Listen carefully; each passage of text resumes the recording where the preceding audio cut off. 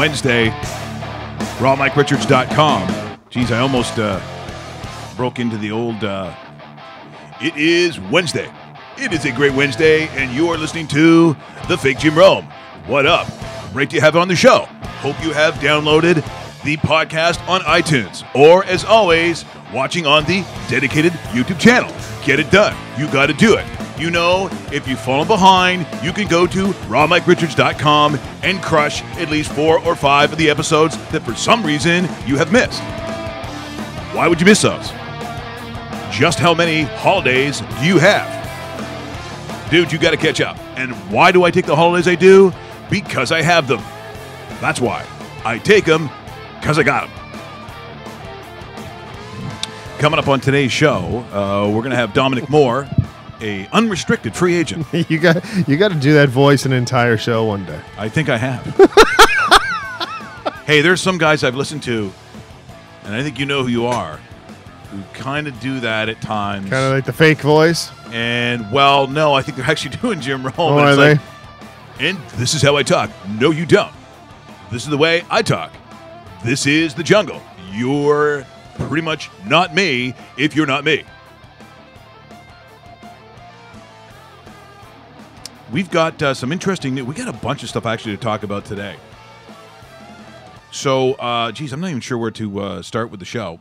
By the way, I also appreciate those that continually subscribe to the YouTube channel. That's the easiest way really to do this. I just talked to my son. He goes, because he watches all the stuff we do, but he's not really sure where we get all the promos from.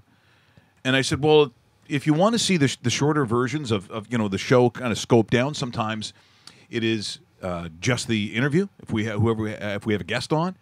Sometimes it's the little breakdowns, like when we talked about the stunning poll from Russia yesterday, where Joseph Stalin was voted the most outstanding person in world history, which is, wow, I didn't see that coming. No.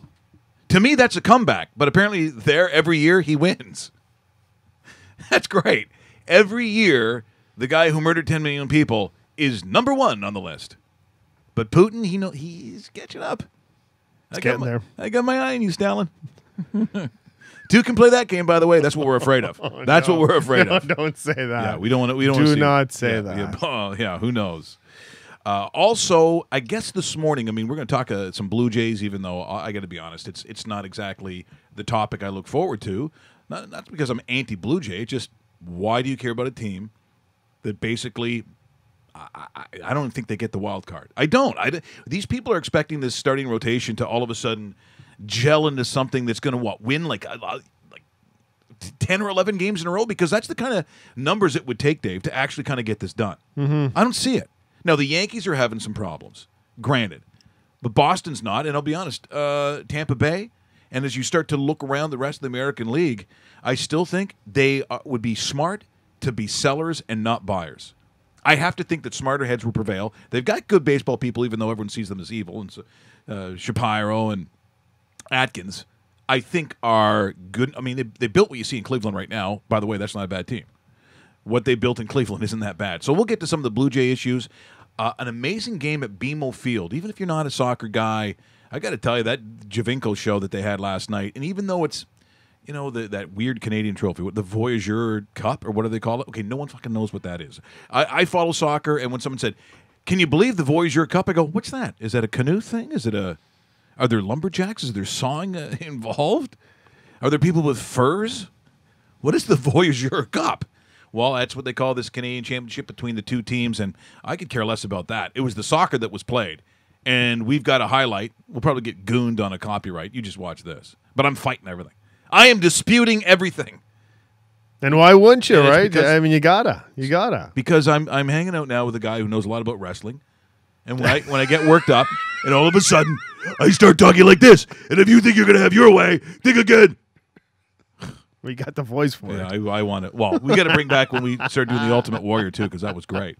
But I guess if we're talking about fights, what kind of fight are you going to have on your hand if indeed we see these stories, and it came out today, and I'll let you handle it, but are we saying that Masai Ujiri could possibly end up in New York running the Knicks. That's what we. That seems to be the rumor this morning, and it's courtesy of the Vertical, which is a very, very trustworthy NBA source.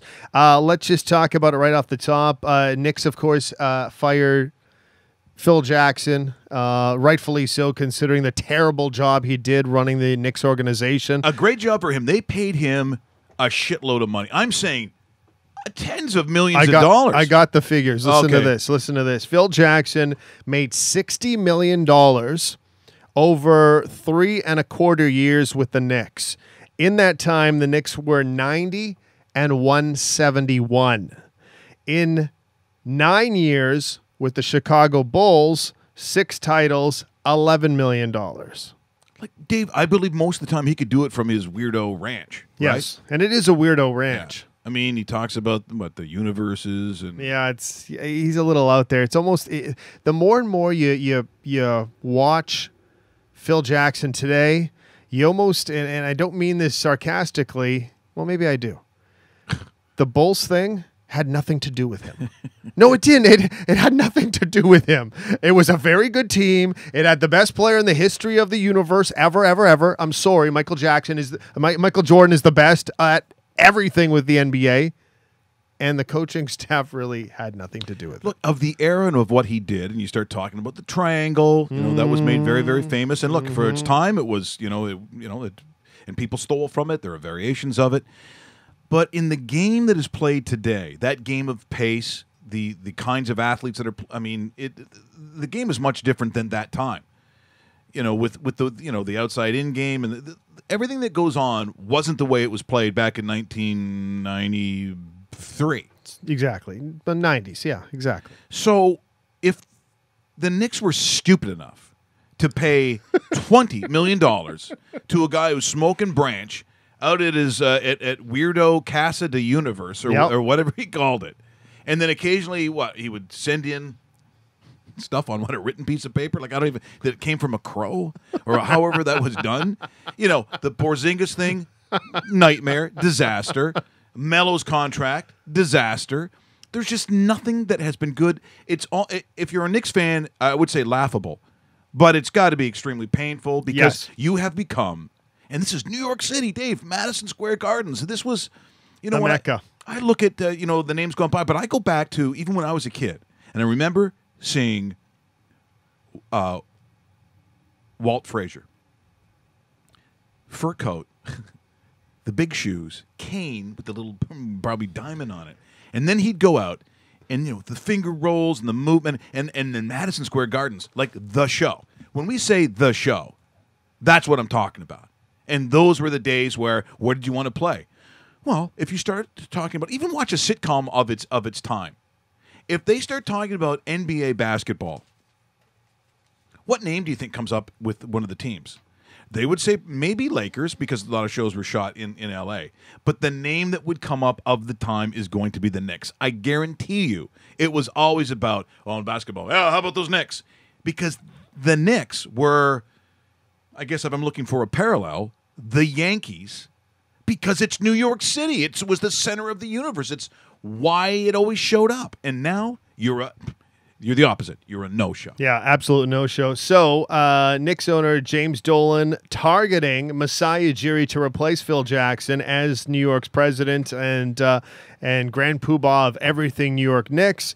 Also, we're hearing news this morning that Tim Leiweke, remember that name, is now advising the New York Knicks on the transition of a new president. So Tim Leiweke has that very good relationship with Masai Ujiri. I don't know what Masai's contract looks like where he can allow this, if he has a window to leave, because now would be the time to leave if he was to leave. I sure hope he doesn't. Do you know how bad? You know how bad that would be? That would be horrific for the Raptors, and the Knicks are the kind of organization that would probably sit there and double a contract. Like if anybody had to sit down and go, okay, we've got to get out of the mess. We need someone with organizational skills. We need someone who has accountability. We need someone that if the players come in, they're going to feel like they're treated fairly. It all has Masai Ujiri's name on it. You can't blame the Knicks for saying, let's do something right because everything we've done up till now is wrong. So if it is Masai Ujiri, I get it. I just think if you're a Raptor fan, so you would have that. If indeed it goes this way, we're not saying that it is or that it's going to happen. I'm just saying, should that happen, you'd have him going. You'd have a year where the Raptors, I think, are a little bit in limbo only because let's just say Kyle Lowry does come back. But you're still on the other side of 30. You still have some injury issues. You're still hoping that some of those other players that you brought in kind of work out. You're still at least a player or two short from being almost competitive to lose to Cleveland. How else do I put it, Dave? It's not I'm going, they're 2 players away from going to the NBA. No, they're not. They're not going to the NBA championship. They're not beating Cleveland. This team right now is not beating Cleveland. And if you add somebody, who are you adding? Well, apparently it's not Jimmy Butler. And if you have Paul George going to Cleveland, if the rumors are true and you get that done, just forget it. The East is over. The East is just over, Dave. And it doesn't matter what Boston does. You're looking at Cleveland and all the rest worse than this year because last year, Cleveland, and I'll be honest, through the regular season, it wasn't like it was a year of dominance by them. No, they seem to not care at times. Well, it's hard to, when you're that much better than everybody else in the 82 games that they're going to play. I'm saying last year, I bet you there were at least 20 of those games where it's not that they weren't trying, it's the level of focus. Because you're that much better than them, so you play a shit game. Maybe it's the third night that you're on the road, Dave. Maybe one of those. It's in the middle. It's in somewhere in, I don't know, beginning of January. Maybe it's the beginning of in that the doldrums of their season. Because once playoffs come, it's like, so what if they finish first or not? It doesn't matter. And that's the whole thing about the NBA. It doesn't matter. The fight's going to be in the West, and that's going to be interesting. And we'll see, like Chris Paul, all this talk of Chris Paul, does that really matter? Chris Paul, I don't think gets along with anybody. Blake Griffin may not be a Clipper. But again, if you have your own issues if you're a Clipper fan. I hope you're a good drinker. That's all I can say. We're just waiting for Dominic Moore, who's going to give us a call from abroad. But also, if we're talking hockey, to squeeze it in there, talk to Connor McDavid. If they want to get a deal done, I don't blame them. And the numbers are huge. And guess what? Pay it. Yeah, exactly. Many rumors this morning. Elliot Friedman from Sportsnet reporting that the rumored price is $13.25 million per season over 8 years. So I'd actually be surprised if it comes in at that much because I have him pegged for 14 plus over as much time as possible. If you're the Edmonton Oilers, you hope the deal is 10 years. Or 12 years, or I mean, 8 years is a lot. That's fantastic, and this is the core of your franchise moving forward. But man, this contract looks like it's going to be hammered out by the first couple of days in July. Could be as early as when we come back next week after the Canada Day long weekend. But interesting enough, Connor McDavid set to make a pretty heavy money. Well, and right on cue, you hear the weird European Skype sound. I still don't know why they chose that, but they did. And as we go to it now, as Skype is working its way through, and boy, I certainly love the excitement when it does that, as it goes around in circles. And I'm looking at it, and I have a feeling, yes, once again, Skype, thank you very much. Dominic, if you hear me, hopefully he can call back as that call, once again, failed. So we'll look once again for Dom to call in. Hopefully he will. And this does happen from time to time. I know we're also going to address, as we mentioned, the big TFC win that we saw last night. A strange story out of Dallas where because of a guy's name, he gets an endorsement deal. But there's a real obvious reason why that's going to happen. And also we'll talk a little baseball as the Blue Jays lose to Baltimore. Gausman, who's been not that great. Very good yesterday. Outstanding through like 5-6 innings. Scoreless baseball, and the Blue Jays take it on the chin. So hopefully the guy, over the last 6 or 7 starts, he's been averaging at least 5 runs against. And yesterday he looked like he was ready to hoist a Cy Young award over his head because he completely locked down the chase for that amount of time. We'll continue on here. Maybe we can get a word to Dominic's people as we continue on so he can attempt to call again. We also as we mentioned off the top, nothing is going to. I mean, I don't believe anything's going to break with Masai Ujiri, but the news of him possibly going to the Knicks is great for the Knicks. That would be horrible news if you're a Raptor fan. Also, coming up in the show, when you're actually looking for real information. Now, depending on what that is for you. For myself, sometimes it's the research or the background on a game, player, whatever it happens to be, and even if it's a site like ESPN. I guess technically, am I calling it clickbait? It's stuff that you waste a tremendous amount of time on, and it's always freakish stuff. It's like there'll be a picture of someone from the Brady Bunch, and they'll say, "Can you believe what they look like now?" Well, you should be a busier person than that. You should have things going on in your life. Maybe you got a job, and yet you click on it. And it takes you through before you actually see the picture of the person that you wonder what they look like now. And why are you that needy to know that? You've wasted a half an hour going through someone from Saved by the Bell. You see someone from the Partridge Family. Some of these shows you don't even know. Maybe it's Urkel. Why you wait? So the one I found was the world's largest athletes. What the hell was I doing going through that? So we're going to show you some of the pictures. Yeah, Dominic Moore just sent me a message. He'll be phoning back within the next couple of minutes here, so we'll jump on this right away as soon as we hear our beautiful ring of the phone. Okay, so we got to improve that. Yeah, they got to give us something better than that. I just don't. I mean, it's like you get on a subway in Paris or something. It's like bing, ba doom, boom, bing, boom, boom. Like, Seriously, I don't need the song. No, just give us a ring. How about Main Street? Okay, maybe they don't have that in Paris. Oh, they probably do. Yeah, it's probably called something else though. Rue de Ronde-les-Soirs. Oh, very nice. All right, everyone. I don't know what he said. Everyone on. Yeah, that sounds good. Have you been to Paris? Yeah, you've been to Paris. No, I've only landed in Paris. I haven't actually left the Paris airport. It's been a hub. Because you've been, covering the Olympics. You've been to a lot of these. Yeah, and don't forget World Archery, Mikey. Don't forget that. That's right. Hello, everyone. It's we're ready for Wednesday night archery. I'm Dave Pastel, and tonight it's Turkey versus Afghanistan. Those two countries hate each other. Shmuel Mogonowitz seems to be the favorite so far, and he leads the leaderboard on the Cadbury Points archery. The funniest part was pretending to care. From my perspective. Yeah, but it was good cake. It was before great people cake. laugh, it's really good. It was awesome cake. Everything was taken care of. Everything was first class. They have their own airline deal with Turkish Airlines, so you fly everywhere like top bill. You stay in every single great hotel. They give you euros at the end. Euros. You know how much stronger euros is than the Canadian money. Yeah, It's like, man, wish I could do that again. Well, but, who's the power in that? Turkey? Honestly, who are the big bow and arrow people? Spain. Spain has some really good ones. You know what's really surprising? That surprised me over there. The United States. And then you actually interview, and it's like everybody's from Utah.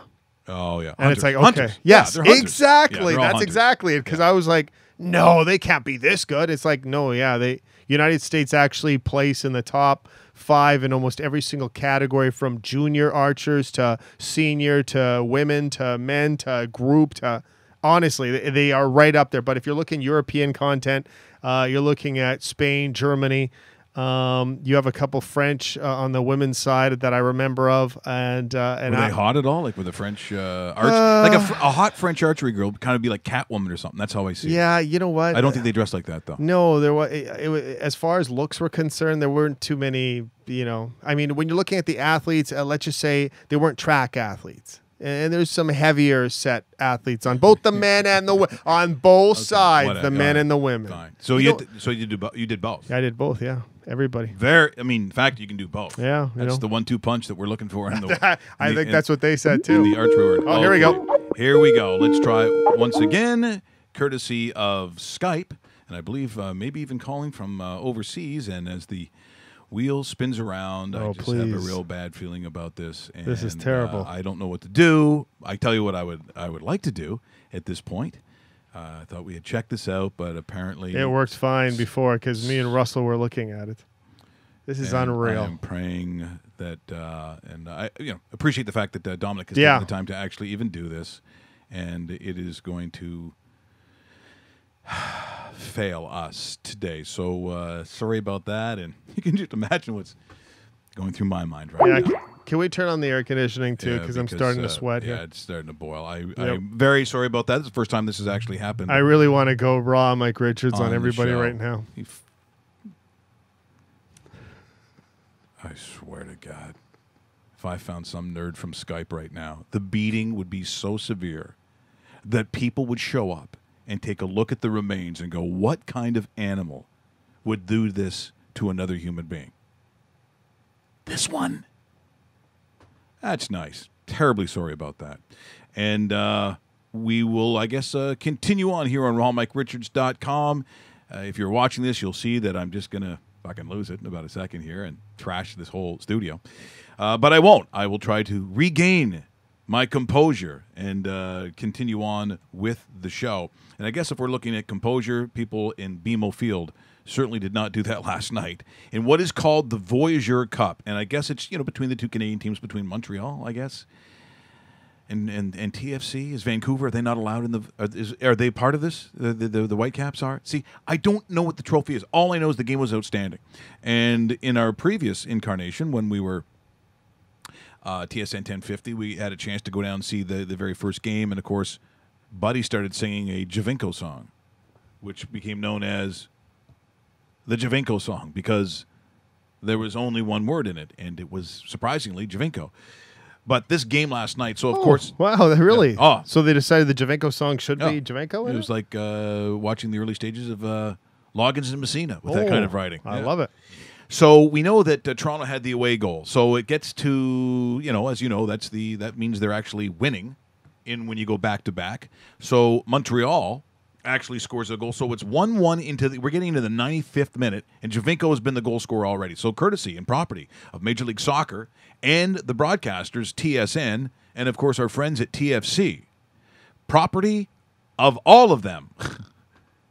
Here's what the last dying moments look like, because I'm telling you what, I don't know if Toronto people get like this often, but it was damn worth it.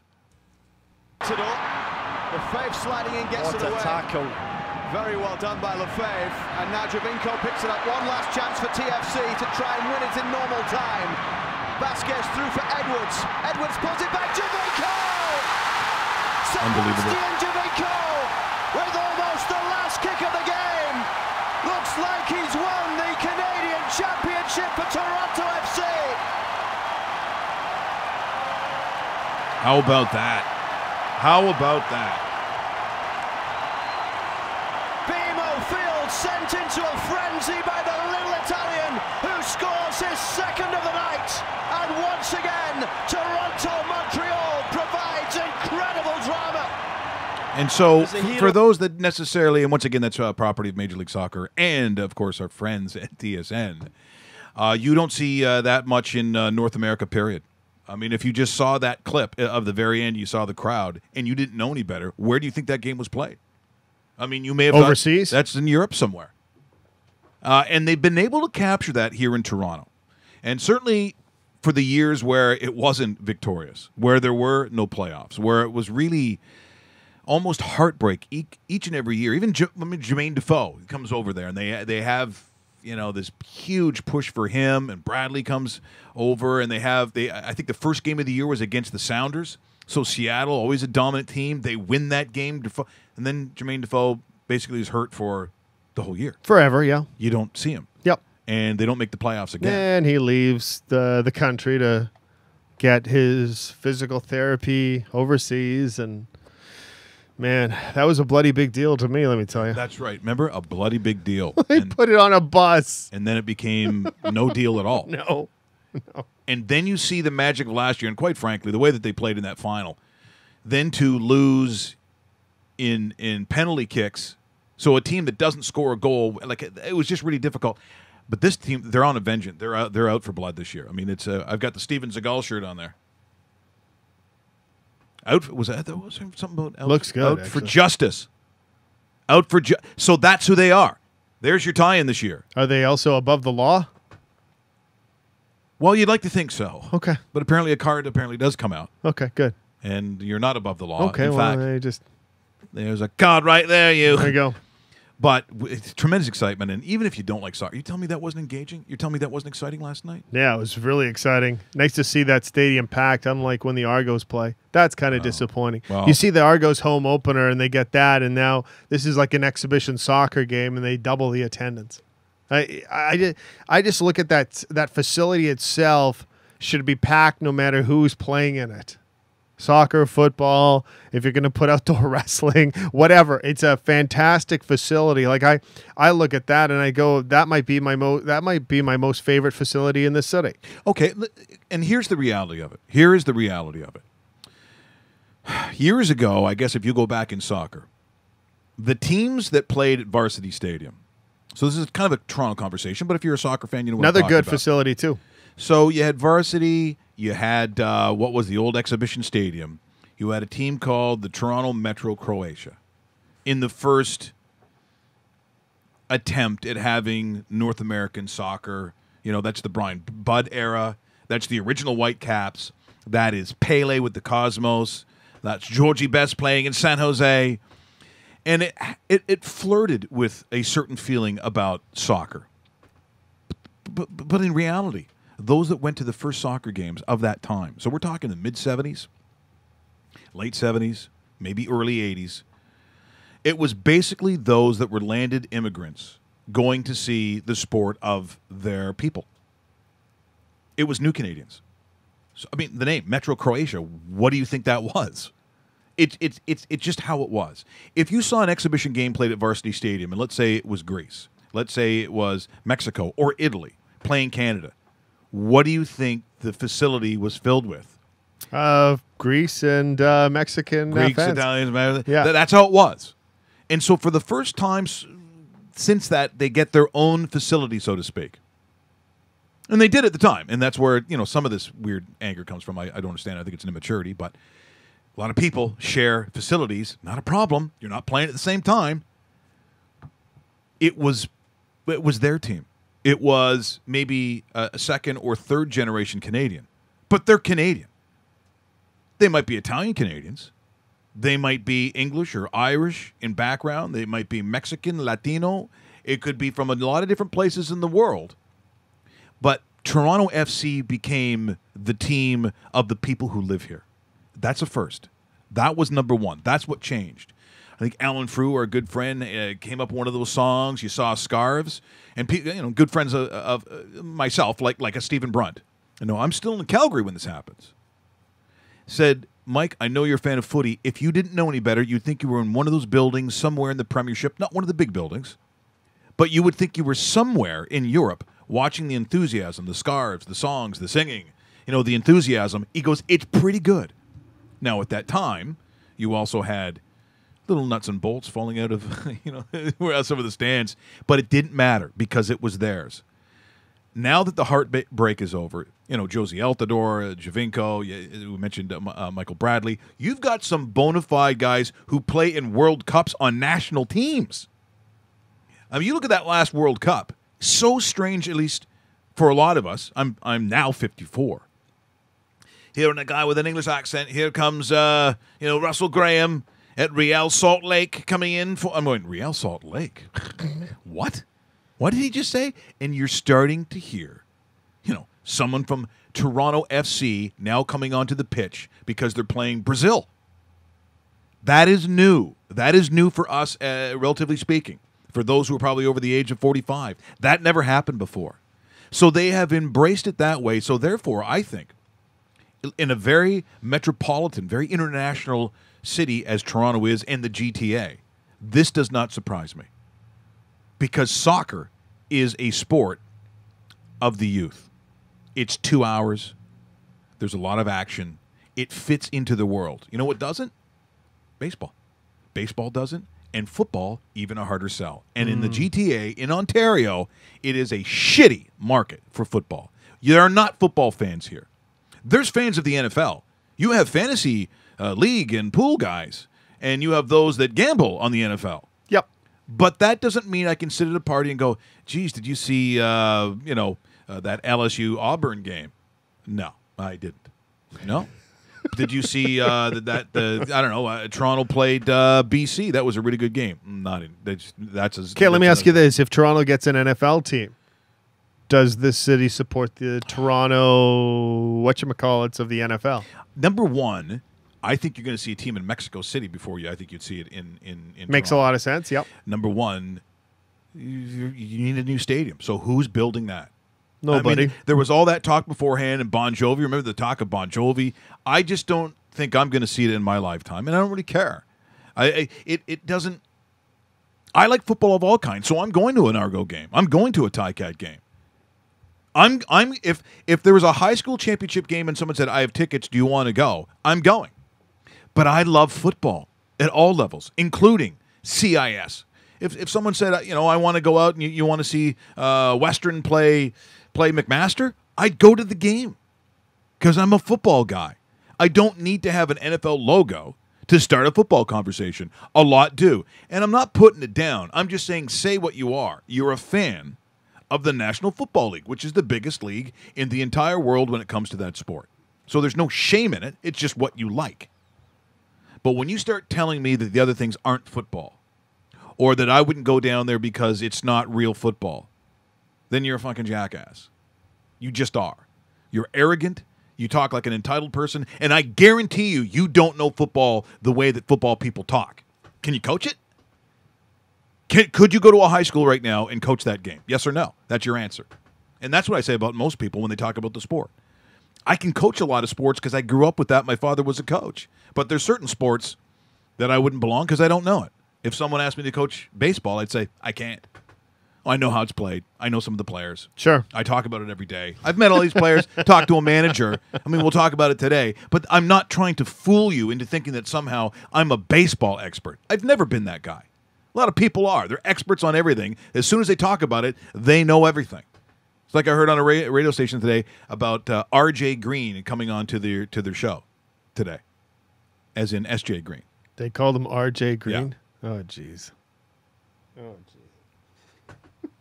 I guess it happens, but they only have like 2 players that most people know. He's one of them. Yeah.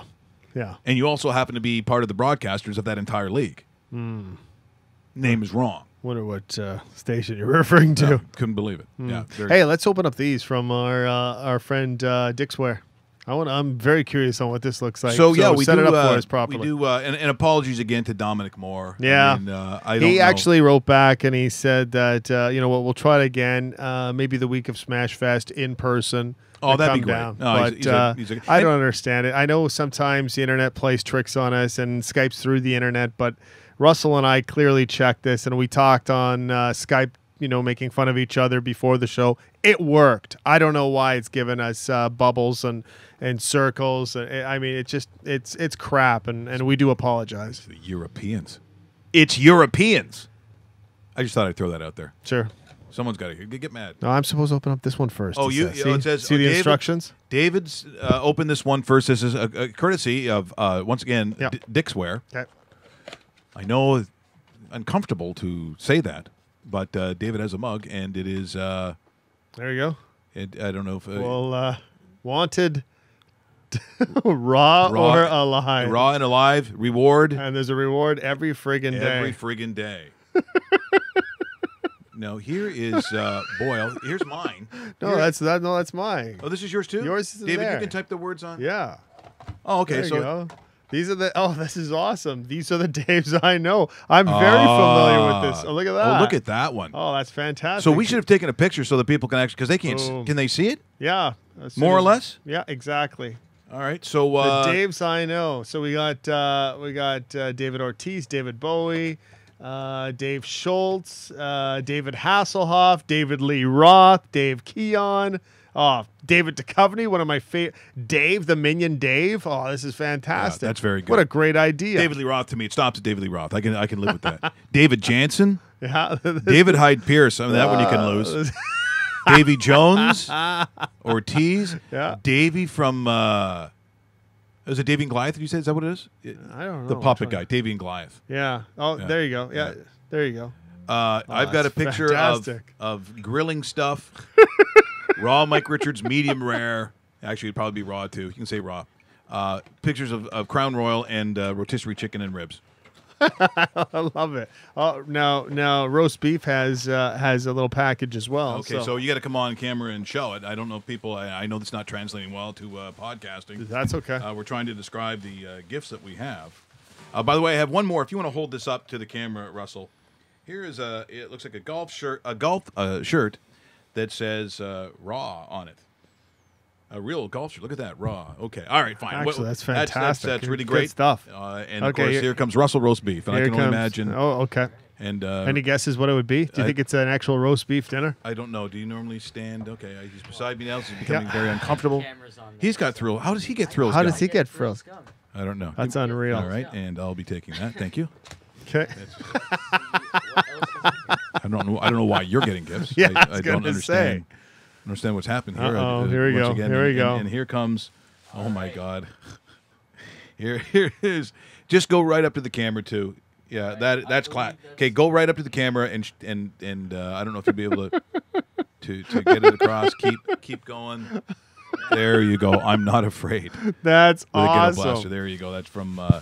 I believe that's my head photoshopped onto Eminem's body. No, I think it's you posing. No, I think actually, it's you. Just Yeah. me. And That's, I am keeping that gum. Thank you very much for all those. John Dick's way. John, you're the best. Thank you so much. Okay, so moving right along to an actual show where things happen. Here's what didn't happen. Runs for the Blue Jays. Hey. That was, boy, I'll tell you.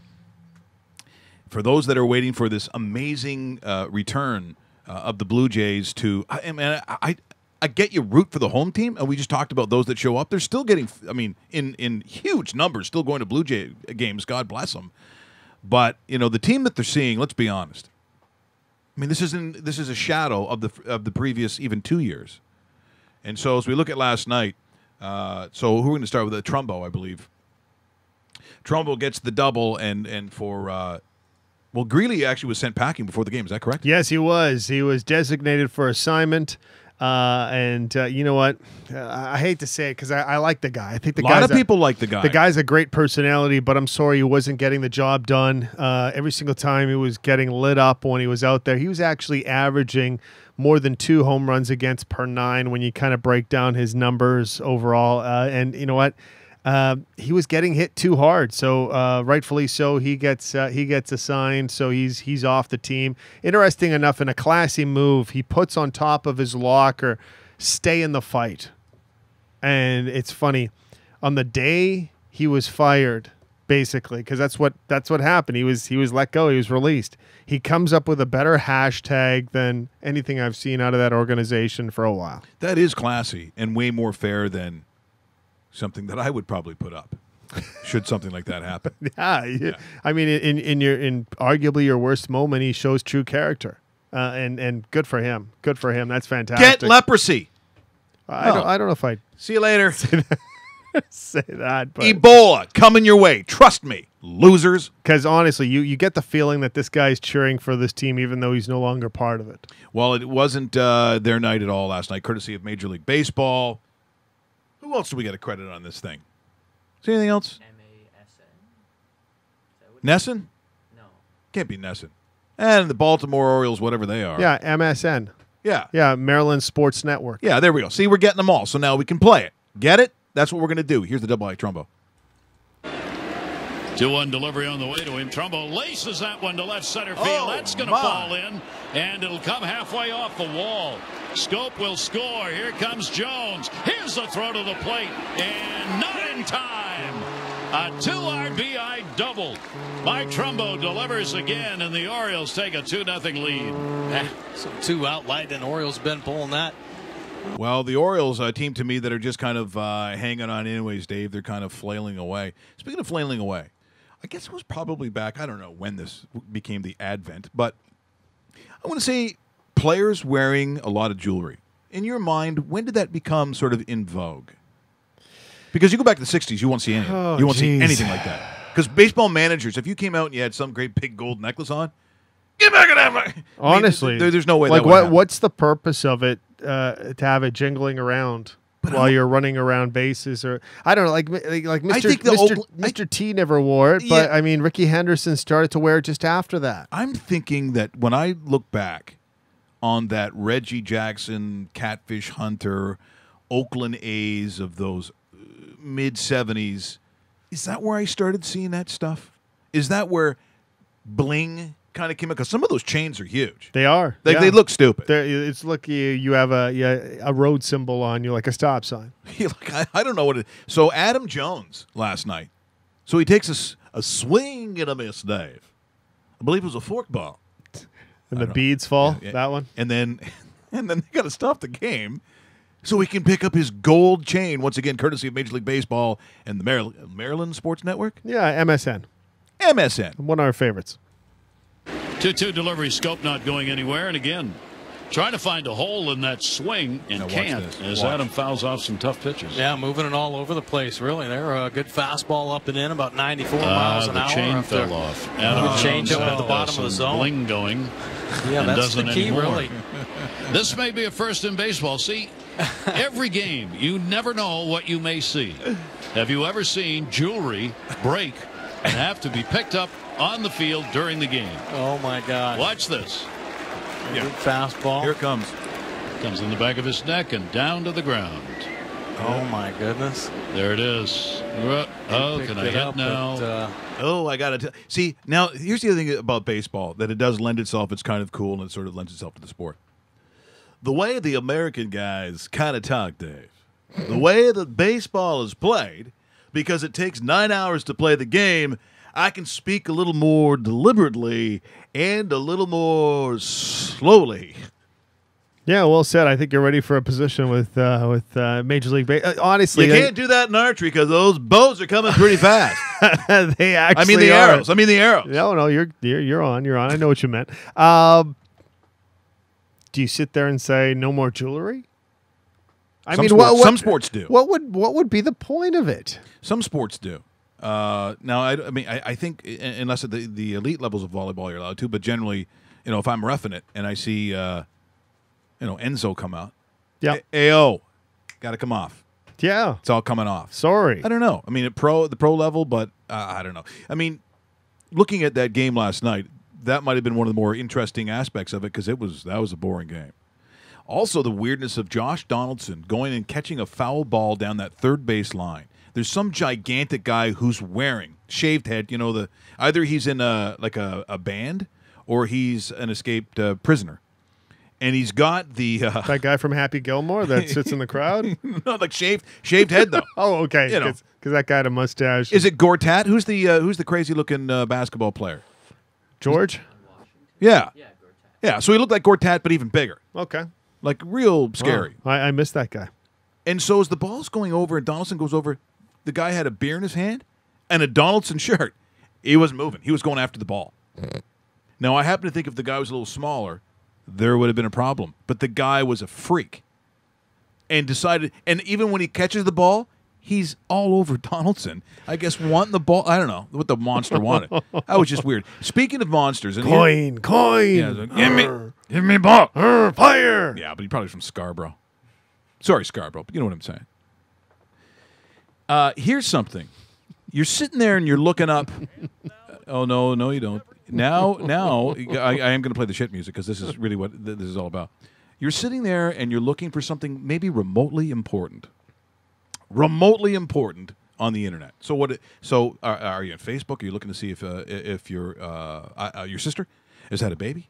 Are you looking to see if your grandmother's still alive? Whatever it is that people do, these are the things that you should be doing. And then you see that stupid little ad that goes, "You won't believe, the world's largest athletes, or you won't believe what Shelley Long looks like now." And then you go and you click it. So here's what I did this morning. Way to go, Clicky. I'm looking at something to do with probably Yasiel Puig. Oh, I know his double bird thing. Yes. It's been rescinded Oh. because he's going to do community work or he's going to give money or whatever it is. Oh, what a great guy. And so, and I see the 10 largest athletes in the world. Well, Okay. cue the shit music. Tell me more. Oh, jeez. Well, I got to see me some of that. So the first one I see, Andre the Giant. Yeah, that makes sense. So I'm like, The, what was he, the eighth wonder of the world? and everyone liked Andre the Giant. Yeah. Now, I believe on there it also says at one sitting he drank 50, what's it say, 56 60-ounce Beers. bottles of beer in one sitting. Is that what it was? Oh, no, 156. 150. Wow. Hey, buddy. Go. Buddy. Thirsty. Hashtag thirsty. You got a bit of a problem there? Well, as it turns out, yeah, I kind of did. There might have been some issues. But he got a ton of women. That was the weird thing. Now, I know people saying giant. Why? No. No, you just. Then there was this guy's son, Ming Ming. I guess. Ming Ming. Ming Ming. Yes. Who Look at this picture. could forget Ming Ming? Look at this picture of him with The Rock. The Rock looks like Russell. Russell. Yeah. Oh, poor Russell. Yeah. I mean, he's 7 foot. What was it? 7'7", something like that. Yep. So why am I wasting my time on this? And then it gets worse. It gets a lot worse. Here's the actually. problem. Then I take a look at this picture. This is just terrible. This person's name is Holly Mangold. Now, if you go Mangold, that sounds familiar. Nick Mangold. It was an offensive lineman, correct? Offensive lineman for the Jets. He's a center, yeah. So his sister, apparently pictured here, in the not most flattering picture, is called one of the world's largest athletes, which she's only 5'8", but she's like 375 pounds. And she's a weightlifter. In case you can't see it, you don't want to see it. Like, I got to think, even Nick's phoning up, and Nick's he's probably pushing 400 pounds himself. Saying, hey, sis, yeah, I saw your picture. Might want to take a second one. Then you also have the guy who showed up in that Billy Crystal movie or whatever it was. George Mansour or whatever. That's right, yeah. From Romania. Another 7'7" guy. You know what's weird about this? Most of these guys, even though called giants, they end up being the most frail people in the world. They don't live long. Like this next picture, I think this guy he boxes or something. I don't know what his name is. But there's a picture from, I'm not sure what. Is it George? Yeah, this guy. Matu. No, Gogia Matu. So this is another guy from Romania. I don't know what's going on in Romania. I don't know why they're so tall. He had some height. And then Hashtag reach. Yeah, which was difficult when they made his casket about 1 year after this picture. Oh, He jeez. died at 26. Wow. He died at 26. Now, the one guy that you might remember, his name is Emmanuel Yarborough. And so when you see this picture, like, oh, wasn't that one of the first North American or American guys that went over and was a sumo wrestler, a black guy? But what you might remember him, when they had the first UFC weirdo ever event, do you remember when all those mismatches came out and guys were fighting in like jeans against huge guys from like, Russia? Fighting in jeans. That's a thing. This guy was in the first UFC ever. That guy was in the first UFC ever. So that's how I there we go. Finish up. There's the shit music. You're wasting your time, and yet crazy, right? But we do. That's what they call clickbait. We have to come up with clickbait. Like Click. you won't believe what Russell did today. Oh, man. The things he does on a daily basis. The no pants dance. What the hell? Yeah, exactly. Here's what he looked like when he was in high school. Okay, that's no good because I was what? It was last year. 2 years ago. It's like, yeah, he looks the same. Wait a second. Yeah, not as good. Looks the same. You're watching rawmike.richards.com. Also, hopefully downloading iTunes. We appreciate all the early response that we got here, and of course today we actually apologize for Dominic Moore. He'll join us as we get closer to his event. The event is Smash Fest. It is July the 20th at Steam Whistle Brewery. You can see more on smashfest.ca. It's the 6th annual. It is money raised for sort of rare cancers, rare forms of cancer, concussion research, and concussion. Both, of course, close to him because in his lifetime he loses his wife to a rare form of cancer. And Steve Moore, you couldn't get a more public incident happening to him with Todd Bertuzzi, which I think it was finally resolved in about 2015, I want to say. Yep. But we don't know because the numbers, and that was part of the agreement, we don't know what the actual figure was. But it was big. Nope. At one point it got up to 60-something million. It went back to 35 million, but the final amount we never knew. And I would think that of all the things that you've watched as a hockey fan, of the things that you most agreed on that was, I guess, despicable, is that number one? Is that the worst thing that we've seen? Because I will tell you that it dominated the opening of, like, news hours in the States. Yes. Not the sports. No. Not the sports. It was shown on international television Like, as leads. like CNN would have 1 hour specials on the sport of ice hockey, and then this is what's happened. It's like, oh boy. I mean, they talk about black eyes on sports. That may have been the blackest of eyes for the NHL and professional hockey all in general. Were you disgusted by it, or was it not that bad to you? Well, the thing is, the outcome was horrendous. But when I actually saw the actual incident, and I'm not meaning this in a bad way or anything, but if Todd Bertuzzi does that to somebody, and I'm not just talking about Steve Moore, it was a complete cheap shot, shouldn't have been done, and everything like that. I'm not condoning that at all, but I bet you if you roll that sort of instance 10 times, that outcome doesn't happen every single time. It was a lot of bad luck as far as how he was landed on him, the emphasis of it, and a lot of people are probably sitting there going, well, if he doesn't do it, that doesn't happen. And I 100% agree with that. But I think a lot of other circumstances brought us to where we are with that, because there could have easily been a circumstance where he does that and nothing happens to Steve Moore. And ideally, I wish that would have happened, that nobody gets hurt. Nobody is suing anybody. Steve Moore continues to play in the National Hockey League, something that he's fought hard to do. And obviously, if he had a choice, would want to do this as well. But man, that I'll always remember that, considering how blatantly out of the way it was for him to do that sort of move, and you know what, it's really too bad that is part of what hockey history is. When people will look back at different moments, you got to look at the bad ones and the good ones, and that's one of the worst ones ever. It seemed to have happened in slow motion. Now, the reason we were not showing it now is simply because of copyright issues with the NHL that we got to work out. It's such a pain in the ass. Everyone else is on board. All the other leagues, Major League Baseball, NBA, NFL, they're all there. They're all delightful. With the NHL, what are you doing? What are you doing? We showed something from about 1959. Violation. Oh, come on. The people we showed are dead. They're not even alive. But the thing about showing it is it seemed to have happened, Dave, in slow motion, because Bertuzzi's, by the way, if you've ever been around that guy, Dave, he's huge. The hands are huge. Everything about him, it's like hanging around like one of the Lindros family. Like they're everything about them is massive. And this slow pushing, and you could see it coming down, and it just looks so grotesque because it's from behind. It's like a mugging.